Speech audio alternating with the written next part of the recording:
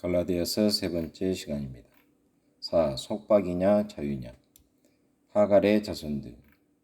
거짓 선생들이 율법 토라에 호소하였으므로 바울도 토라를 통하여 오직 복음만이 우리를 해방시킨다는 사실을 증명하고 있다. 아브라함의 자손들 즉 예루살렘의 유대인들과 그의 추종자들을 말함 이 속박에 사로잡혀 있다고 주장한 것이 매우 이상하다고 여겨지는 것. 아브라함은 자신의 종 하갈에게서 낳은 자손 이스마엘을 두고 있었다. 이스마엘은 아브라함의 육신적인 계획과 계산의 결과로 얻은 자식이었다. 더구나 이 종의 아들이 이삭을 조롱하고 박해했던 것이다. 이삭은 자유인 어머니에게서 낳은 아들로서 약속으로 말미암아 성령으로 낳은 아들이었다. 아브라함의 장막의 이러한 형편은 갈라디아인들에게 무엇인가를 시사해 주고 있다. 즉 아브라함의 자손에도 두 종류가 있다는 것이다. 바울은 갈라디아인들의 주의를 그리스도의 교회를 박해하고 율법의 행위로 구원을 얻는다고 주장하는 예루살렘으로 환기시키고 있다. 예루살렘은 하갈과 같다. 그것은 초등학문과도 같은 옛 언약의 예배, 이 예배는 실제인 신약시대의 예배의 그림자였다. 노예된 자녀들을 낳았다. 따라서 그들은 사람에 비유될 수 있는 위에 있는 예루살렘을 기억해야 했다. 이 예루살렘에 대하여 이사야는 사라처럼 인택치 못하며 생산치 못한 너는 노래할지어다. 이사야 54장 1절이라고 표현한다. 십자가의 능력을 빼앗김. 갈라디아인들은 하나님께서 아브라함에게 그 종 하갈과 아들 이스마엘을 내보내라고 명령하셨던 사실을 기억해야 할 것이다. 왜냐하면 이스마엘은 후사가 아니었기 때문이다. 창세기 21장 10절. 그러므로 갈라디아인들은 유대 해당의 영과 관계를 끊어야 할 것이다. 왜냐하면 그것은 사람들에게 다시금 종의 신분으로 돌아가게 하고 기업을 빼앗음으로써 결국 또 하나의 이교에 빠지도록 인도하는 것이기 때문이다.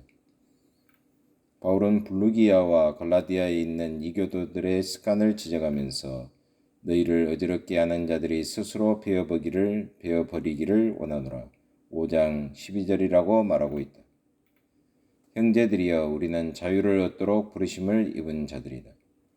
그 당시의 상황에서 할례받기로 한 사람은 유대인들의 박해를 피할 수 있겠지만 무서운 대가를 치르게 될 것이다. 그는 십자가의 능력을 빼앗길 것이다. 그리스도께서는 그에게 아무런 유익이 되지 못할 것이다. 왜냐하면 그가 종이 되기를 선택했기 때문이다. 5장 11절, 1, 2절. 하나님께서는 우리가 자유하기를 원하신다. 그 자유는 값을 치르고 얻지 못하며 오직 믿음을 통해서만 우리의 것이 되는 것이다. 방종한 행동. 바울은 갈라디아 교회를 너무 잘 알고 있었으므로 거짓된 자유에 대한 경고를 바라는 것으로 그의 편지를 끝낼 수 있었다. 자유를 얻기 원하면서도 새로이 얻은 자유를 남용함으로써 금방 방종한 행동에 빠지는 자들이 많았다. 자유를 얻은 사람으로서 그들은 제약된 육신을 제멋대로 버려둘 수 있으리라고 생각하였다. 그러나 바울이 선포한 자유는 그러한 자유가 아니었다. 바울은 성령의 인도함을 받는 자유를 말했던 것이다. 이러한 자유는 섬기는 것이 무엇인지를 안다. 참된 자유는 사랑으로 자신을 아낌없이 주는 것이다. 성령의 열매는 육신의 일을 피하며 희락, 오래 참음, 양성과 절제를 나타내는 것이다. 만일 우리가 성령으로 살면 또한 성령으로 행할지니 5장 25절. 섬기는 자유. 훌륭한 병사들과 같이 우리는 각각 제 이치에서 행진을 해야 한다. 우리는 다른 사람의 이치에 들어가서는 안 되며 오히려 그들이 자기 자리를 이탈했을 때 제자리로 돌아오도록 친절하게 도와줘야 한다. 성령을 좇아 사는 삶의 질서에는 우리가 서로 짐을 짐으로써 그리스도의 율법을 완성할 것이 요구된다. 아무도 자신이 다른 사람들보다 더 강건하다고 생각해서는 안 된다. 왜냐하면 자신들을 우리들 가운데 가장 연약한 자들과 비교해 볼 때 강한 자들처럼 보일지 모르나 주님의 요구에는 훨씬 못 미치는 상태에 있기 때문이다. 우리는 각자의 짐을 져야 한다. 우리는 심은 대로 거두게 될 것이다. 씨를 뿌리는 것은 좋은 의미에서 자비를 베풀어야 할 의무 10절과 가르치는 자를 대접해야 할 의무 6장 6절을 포함하는 것이다. 우리들의 자유는 섬기는 자유인 것이다. 5. 친필롯은 요약과 끝맺음. 친필롯은 당부. 통상 바울은 편지를 대필시켰으나 끝에는 친필로 몇 마디를 적어 넣었다. 바울은 내 손으로 너희에게 이렇게 큰 글자로 쓴 것을 보라. 6장 11절이라고 말한다. 바울이 이처럼 글씨를 작고 단정하게 쓸 수 없었던 것은 손으로 한 노동 때문이거나 돌에 맞은 상처 때문이었을 것이다. 일부 해석가들은 바울이 갈라디아인들을 위로하고 흥미를 주기 위하여 어린애와 같은 필체로 써 보냈을 것이라고 생각한다. 그러나 바울이 자신의 직분을 다시 한번 강조하고 참조 1장 1절 이하 그 서신에 담겨있는 중요한 메시지를 확인하기 위한 것이라는 설명이 더 타당성이 있을 것이다. 갈라디아인들이여 주의하라. 이는 아주 실질적인 문제이다. 십자가를 자랑함. 성경이 말하는 것에 관심이 있는 척하는 그 선동가들은 자랑하는 일에 더 관심이 있다고 바울은 지적한다.